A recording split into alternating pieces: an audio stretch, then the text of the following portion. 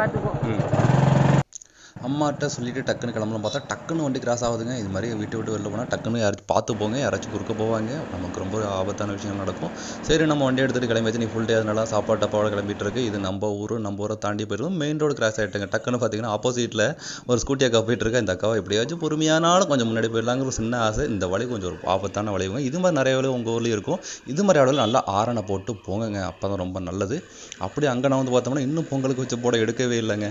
சரி, என்னையா இன்னுமே எடுக்கலையா சொல்லிட்டு அப்படியே மூவ் ஆகி போனால் அந்த சின்ன பசங்களை பார்க்க கூட நம்மளும் சைக்கிள் ஓட்டணும்னு ஆசையாக இருக்குது. சைக்கிள் ஓட்டி ரொம்ப காலம் ஆகிட்டு இருக்கு. அப்படியே கொஞ்சம் மூவ் ஆகி போனோம்னா டக்குன்னு நம்ம வண்டி நின்று போச்சுங்க. என்னென்னு கேட்டிங்கன்னா எக்ஸல் கண்டடை யூஸ் பண்ணுறவங்க எல்லாருக்குமே தெரியும். அது எப்போ நிற்கும் எப்படி நிற்குன்னு யாருக்குமே தெரியாது. டக்குன்னு எடுத்து ஒரு ஷார்ட்டாக போட்டுட்டு வண்டி எடுத்துகிட்டு மூவ் பண்ணிட்டு போனோம்னா அங்கே அப்படியே போனோம்னா நம்ம ஸ்கூலை தாண்டி வந்து அந்த அக்கா பொறுமையாக தாண்டிட்டவங்க. அது 30 கிலோமீட்டர் வேகத்தில் தாண்டினேன். இந்த ஆலமரம் எங்கள் ஊரில் மிகப்பெரிய ஒரு ஆலமரம், ரொம்ப பழமையான ஆலமரம்.